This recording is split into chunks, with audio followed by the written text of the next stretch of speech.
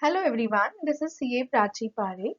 I'm a faculty teaching the subject of direct taxes based in Mumbai. In this short presentation video today, we are going to analyze the provisions of Section 194N of the Income Tax Act 1961, which are dealing with TDS in respect of cash withdrawals. This section has come into effect from 1st September 2019. It was introduced by the Finance Act 2019. The provisions as are being discussed in this presentation are applicable to assessment year 2021. These would be relevant for the students of CA Inter and CA Final who are all set to appear in the November 20 examinations.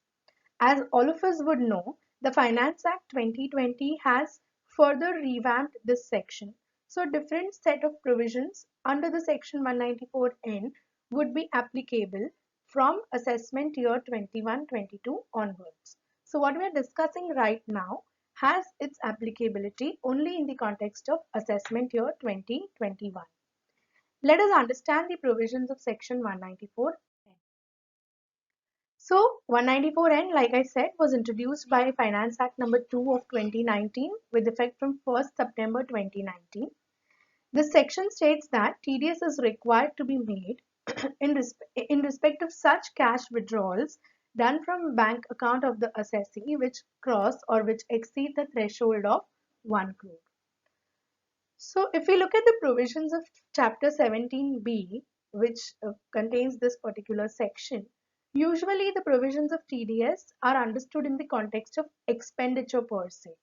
So the assessee being payer of certain expenditure is under an obligation to deduct TDS from that expenditure and pay it to the credit of the government.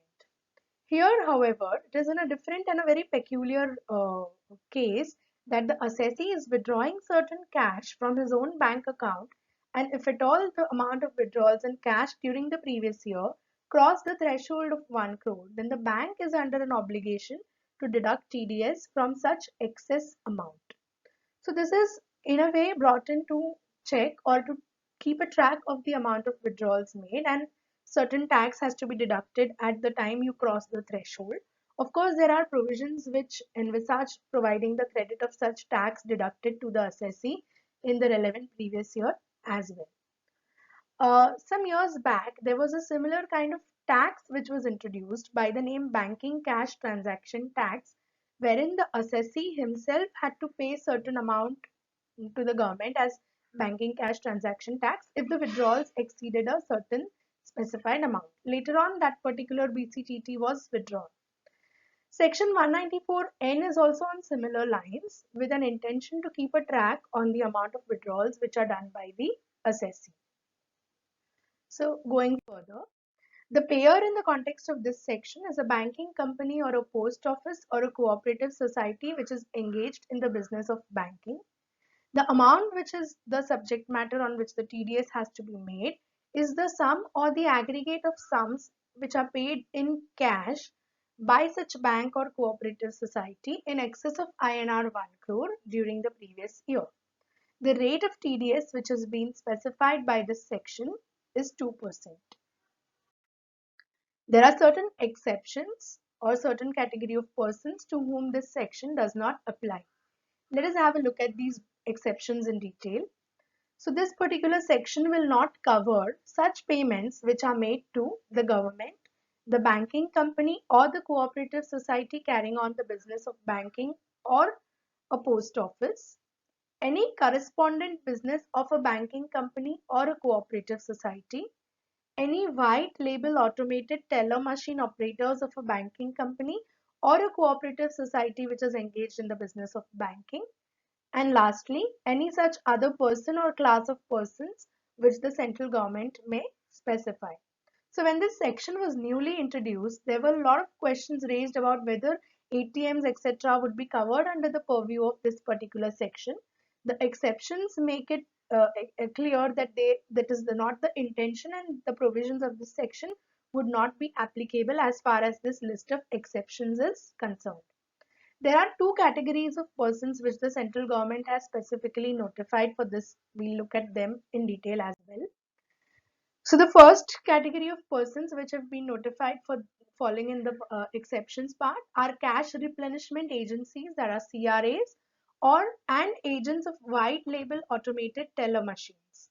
So subject to fulfillment of these two conditions, which we'd be looking at immediately, these entities would not be governed, or the provisions of section 194N would not be applicable to these entities.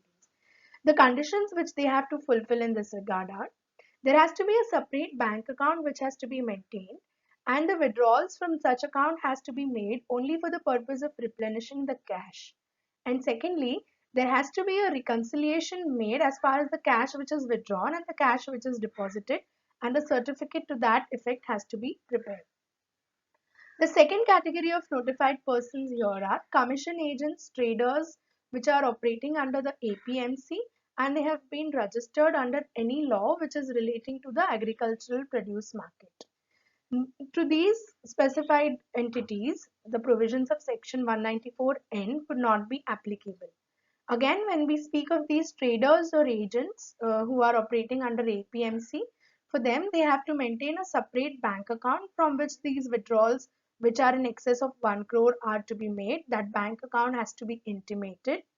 The withdrawal has to be specifically made for the purpose of making payments to farmers, and they have to quote their PAN currently, and the trader should be registered under the requisite law. On fulfillment of the applicable conditions or respective applicable conditions, these two category of people have been exempted from the applicability of the provisions of section 194N. Now, this particular section is applicable with respect to withdrawals which are made from a particular bank account. So, obviously, all the branch accounts with which the assessee has his or her account would be accumulated, and the withdrawals would be examined against the threshold of 1 crore in aggregate. However, if the assessee is having bank accounts with different banks, then the threshold of 1 crore would be made applicable separately. Let us understand this with a small illustration. Suppose Mr. A has a bank account with HDFC Bank at the Colaba branch, and he has another bank account with the Versova branch of HDFC Bank only. He has made the following withdrawals during the previous year. From the Colaba branch, he has withdrawn 65 lakhs. From the Versova branch, he has withdrawn 50 lakhs.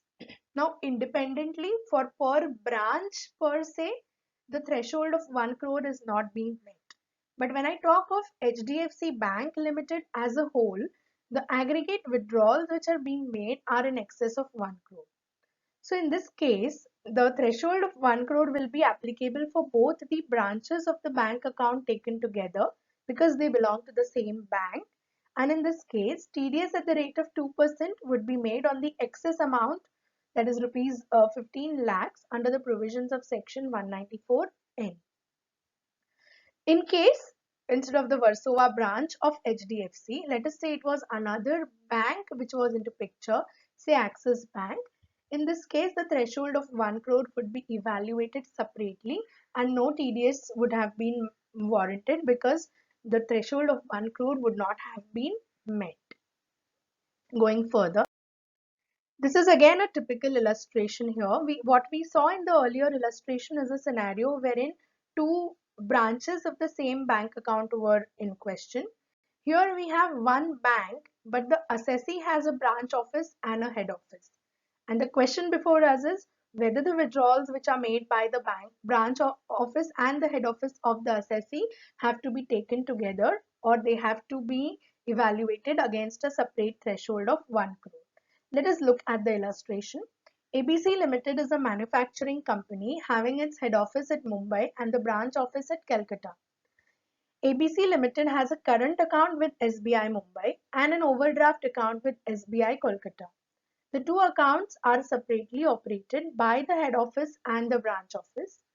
Both the head office and the branch office have separate TAN and GST numbers. For their compliances, of course. The cash withdrawn by the head office and the branch office from these accounts are as follows. From the SBI Mumbai, the head office has made a withdrawal of 10 on the 10th of July of 10 lakhs. From SBI Kolkata, the branch office has made a withdrawal of 60 lakhs on the 10th of October. From SBI Mumbai, the head office has made a withdrawal of 35 lakhs on 10th of January 2020. So here the question before us is, should the withdrawals be checked separately for the threshold of 1 crore or they should be aggregated? And the answer to this poser is, the withdrawals which are made by the branch office as well as the head office have to be aggregated, and TDS is to be warranted only when the threshold of 1 crore is crossed. So in this case, the total cash payment to ABC Limited, that is together the head office and the branch office, during the financial year 1920 is 1 crore 5 lakhs. Cash payment by SBI up to the 9th of January 2020 does not exceed 1 crore, so no TDS is warranted till that point in time. It exceeds 1 crore only after the withdrawal of 10th January which is made, and therefore the excess amount, which is 5 lakhs, TDS at the rate of 2% would be deducted on that 5 lakhs. So 10,000 rupees would be deducted by way of TDS.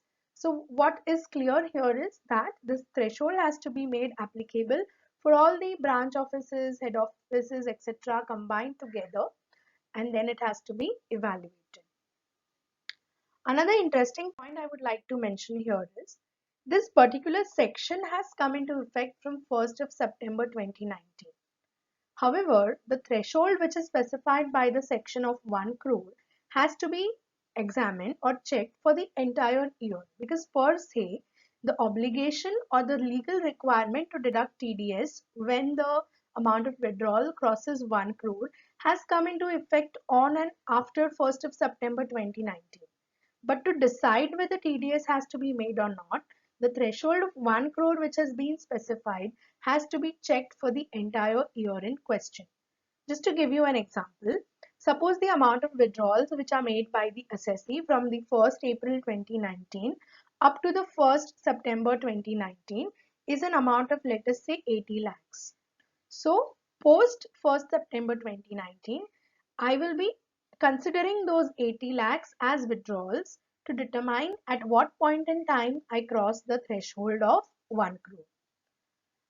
Assume a different example, just to say, let us say the amount of withdrawals which are made from the period of 1st April up to the 31st of August 2019 have already crossed the threshold of 1 crore. Let us say the withdrawals which are made in cash by the assessee from all the various accounts of a bank taken together have crossed the threshold of 1 crore prior to the operativeness of this section. However, there would be no TDS warranted up to the 1st of September 2019. The moment this section comes into effect, that is 1st September, and any subsequent withdrawal which is made by the assessee on the entire component which is in excess of 1 crore, TDS would be required to be made at the rate of 2%. So the liability to deduct TDS comes into effect on or after the 1st of September 2019, but the trigger or the threshold for the entire year has to be considered to evaluate whether we are crossing the threshold of 1 crore or not. That is what I wanted to say through this slide. I hope it is clear. Going further to the last slide, of course, just as is the case with other TDS which is deducted in respect of assessees, for here in this for this section also, TDS credit would be provided to the assessees whose TDS has been deducted by the bank or the cooperative society. Rule 37BA, which provides for TDS credit, has given us the manner in which this TDS credit would be made available.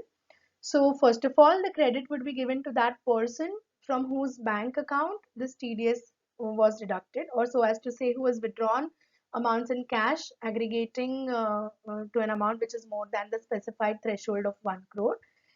So that is one part. And secondly, the period when this credit would be given would be the assessment year, which is relevant to the previous year in which such tax deduction was made. So these are all the provisions of section 194N. I have tried to cover in two conceptual illustrations in this presentation. I hope the provisions are clear. This is a short video. If there are any queries or doubts, you can get in touch with me on my email ID, which is caprachiparekh@gmail.com. Thank you, everyone.